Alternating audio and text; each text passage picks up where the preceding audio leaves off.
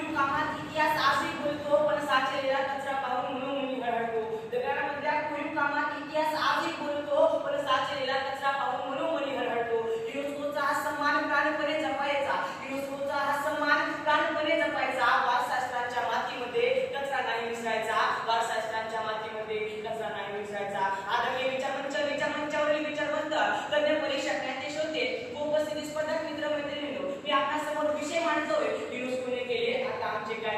विद्यार्थी मित्रांनो, या विषयाची मांडणी करत असताना सर्वप्रथम युनेस्को आहे तरी काय, तर युनेस्को संयुक्त राष्ट्राची एक विशेष संस्था आहे. या संस्थेची मुख्य उद्देश म्हणजे शिक्षण, विज्ञान आणि संस्कृती यांच्या माध्यमातून जगात शांतता आणि सुरक्षितता निर्माण करणं होय. जगातील प्रत्येक मुलाला दर्जेदार शिक्षण मिळावं, जागतिक वारसास्थळांची नावे जाहीर करणं आणि पर्यावरणाचे रक्षण करणं युनेस्कोची कामे असतात. पण विद्यार्थी मित्रांनो, युनेस्को फक्त जागतिक वारसास्थळांची नावे जाहीर करतो, पण त्याची काळजी करण्याची जबाबदारी ही तुमची आणि माझी आहे. ही बाब तुम्ही सर्वांनी लक्षात घेणे गरजेचे आहे असं मला वाटतं. जबाबदारीची जाणीव हवी प्रत्येक पावलावर, स्वच्छतेचा मंत्र हवा आपल्या ओठांवर. जबाबदारीची जाणीव हवी प्रत्येक पावलावर, स्वच्छतेचा मंत्र हवा आपल्या ओठांवर. युनेस्कोने दिले प्रमाणपत्र आपण देऊया साथ, युनेस्कोने दिले प्रमाणपत्र आपण देऊया साथ. नागरिकांनो, आपल्या हातामध्ये पाहिजे संवर्धनाचा हात, नागरिकांनो आपल्या हातामध्ये पाहिजे संवर्धनाचा हात. मित्रांनो, अर्जुन नावाचा एक मुलगा होता, तो सदैव सोशल मीडियावर काही ना काही करत राहायचा.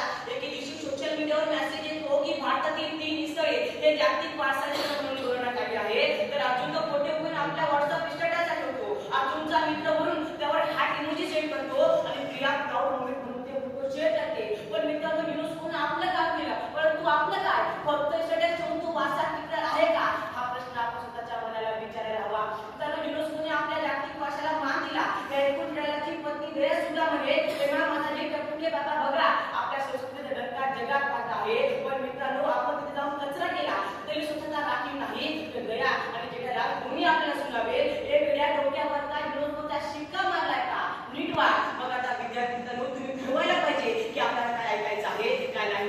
विद्यार्थी मित्रांनो, वारसास्थळावरचा कचरा साफ करण्याची जबाबदारी ही सरकारची नाही, तर ती पर्यटकांची जबाबदारी आहे. ती तुमची आणि माझी जबाबदारी आहे. हा वारसा आपण पुढच्या पिढीला शुद्धपणे सांगणं हे आपले कर्तव्य आहे. पर्यटनामुळे आपल्या आर्थिक परिस्थितीला चालना मिळते, रोज काहीतरी स्थानिक लोकांना रोजगार सुद्धा मिळतो. पण आपण तिथे कचरा केला तर तिथे पर्यटक येतात का, याचा आपण कधी विचार केला नाही. आणि म्हणून तर विचार मंचाला विषय सुद्धा आहे की युनेस्कोने केले आता आमचे काय. यावरून मला म्हणावंसं वाटतं, कोरलेले ते खांब आणि कोरीव त्या भिंती सांगत आहे आपल्याला आपल्याच प्रगतीची कीर्ती. कोरलेले ते खांब आणि कोरीव त्या भिंती सांगत आहे आपल्याला आपल्याच प्रगतीची कीर्ती. नका टाकू तिथे प्लास्टिक, नका कोरू तिथे नावे, नका टाकू तिथे प्लास्टिक, नका कोरू तिथे नावे. या सुंदर वास्तूंचे रूप पुढच्या पिढीने पहावे, या सुंदर वास्तूंचे रूप पुढच्या पिढीने पहावे. ही संकल्पना तुम्ही सर्वांनी जपणे गरजेचे आहे असं मला वाटतं. मित्रांनो, एका राज्यात एक राजा असतो, तो आपल्या प्रजेमध्ये घोषणा करतो की उद्या सर्वांनी आपल्या राज्यातल्या विहिरीमध्ये कमीत कमी 8 लिटर तरी दूध टाकावं. मग पुढच्या दिवशी सर्व जातात आणि टाकून येतात. मग रात्री राजा गावाच्या प्रधानाला सोबत घेऊन त्या विहिरीजवळ जातो आणि विहिरीमध्ये जवळ जाऊन विहिरीमध्ये वाकून बघतो.